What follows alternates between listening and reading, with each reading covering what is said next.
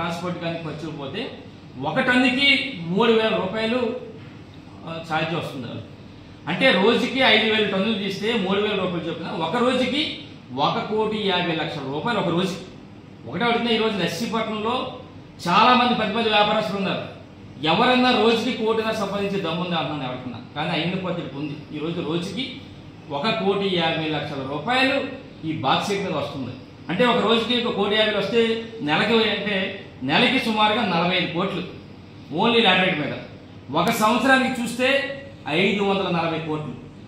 ఈ 4 సంవత్సరాలు ఇంకా ఉంది కనుక ఈ 4 సంవత్సరాలు కూడా తగ్గితే సుమారుగా 2,160 కోట్ల రూపాయలు మరి ఈరోజు మరి దోపిడీ చేసే కార్యక్రమం అయినపోతే చేపట్టడం జరుగుతుంది. అంటే ఒకటే అడుగుతుందని చెబుతున్నప్పటికే ఈ తవ్వకాలు జరిగి సుమారుగా 20 రోజులు అయిపోయింది. ఇప్పటికే ఈ 20 రోజులకి రోజుకి 1,50,00,000 చొప్పున సుమారుగా 30 కోట్ల రూపాయలు ఇప్పుడే దోపిడీ జరిగిపోయింది. దీని మీద మేము ఏం చేసామంటే మరి గౌరవ కలెక్టర్ గారిని కూడా తెలిసిన తర్వాత ఒక రిప్రజెంటేషన్ ఇచ్చాం. రిప్రజెంటేషన్ ఏమి ఇచ్చామంటే అసలు క్వారీ రన్ చేయాలంటే క్వారీ దగ్గరే కంపల్సరీగా ఒక వే బ్రిడ్జ్ ఉండాలి. అది వేయింగ్ అయిన తర్వాత బయటికి వెళ్ళాలి పర్మిట్లతో అని చెప్పి అక్కడ లేదు కనుక దాని మీద చర్యలు తీసుకోవాలని చెప్పి అడిగాం. అలాగే మరి ఇంపార్టెంట్ ఆదివాసీ హక్కుల ఉల్లంఘన జరుగుతుంది కనుక దాని మీద చేయాలన్నాం. అలాగే ఎన్జీటీలో పెండింగ్ ఉంది కనుక దాని మీద చర్యలు తీసుకోవాలని చెప్పి గౌరవ కలెక్టర్ గారికి ఏం చేసామంటే దీని మీద వెంటనే ఈ మైనింగ్ ఆపాలి, అక్రమంగా తవ్వుతున్నారు కనుక దీని మీద చర్యలు తీసుకోవాలని చెప్పి అంటే వాళ్ళకి మాకు ఎకనామిక్ కూడా ఇవ్వడం జరిగింది. ఎప్పుడంటే 13/5 అంటే నిన్న 15 రోజులకి నిన్నటితో గడువు తేదీ ఇచ్చారు. అంటే నిన్న మాకు ఇవ్వాలి, అంటే ఈ రోజు కూడా నిన్న అయినప్పుడు కూడా నిన్న ఇవ్వాలి. ఇప్పుడు 15 రోజులు అయినప్పుడు కూడా కలెక్టర్ గారు ఏ విధమైన చర్యలు తీసుకోలేదు. అంటే ఈరోజు నిజంగా కానీ మేము ఇచ్చిన వెంటనే గౌరవ కలెక్టర్ గారు మర్నాడే వెళ్ళి వెరిఫై చేసి అక్కడ ఆపుంటే ఈ 15 రోజులు అయ్యేది కాదు.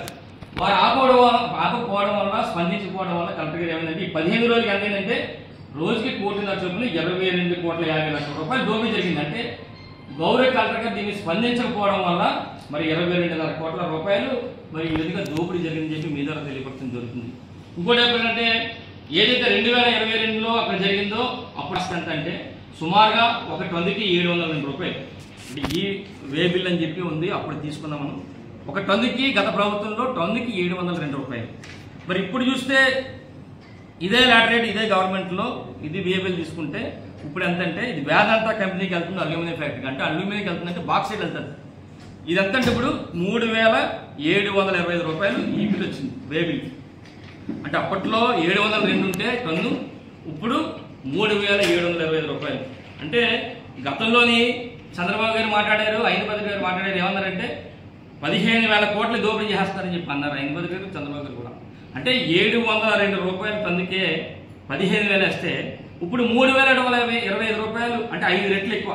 అంటే దీన్ని బట్టి చూస్తుంటే అప్పుడు 15,000 ఇప్పుడు 75,000 కోట్ల రూపాయలు దోపిడీ జరుగుతున్న సంగతి వాళ్ళే చెప్తున్నారు. ఎందుకంటే అప్పుడు 15,000 ఇప్పుడు 75,000 అయింది.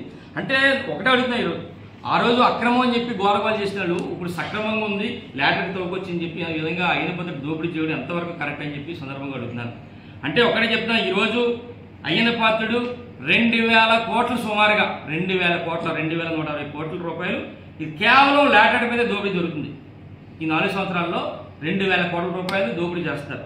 ఇది ఇంకా చాలా ఉన్నాయి, రోడ్డు గుంట క్వారీలు ఉన్నాయి, ఇంకా చాలా మంది దాని మీద 100 కోట్లు ఉన్నాయి. ఇవన్నీ కూడా మరి త్వరలోనే మళ్ళీ ఒకసారి కూర్చుని వాటి గురించి చెప్తాం. కేవలం లాటరైట్ మీద 2,000 కోట్ల రూపాయలు అయ్యన పాత్ర దోపిడీ చేస్తానని చెప్పి మీ ద్వారా తెలియపరుస్తూ ఇప్పటికైనా సరే అయ్యన పాత్రని ఒకటే చెప్తాం, ప్రతిపక్షంలో ఉన్నప్పుడు ఒకలా మాట్లాడడం, మరి అధికారులు ఉన్నప్పుడు ఒకలా చేయడం మానుకోవాలని చెప్పి సందర్భంగా తెలియపరుస్తూ మరి మీ ద్వారా ఈ నియోజకవర్గ రాష్ట్ర ప్రజలందరూ కూడా మరి 2,000 కోట్ల రూపాయలు నర్సీపట్నంలో దోపిడీ సంగతి మీ ద్వారా తెలియపరుస్తూ నమస్కారం తెలుపు. Please subscribe Citizen Voice and like and share please.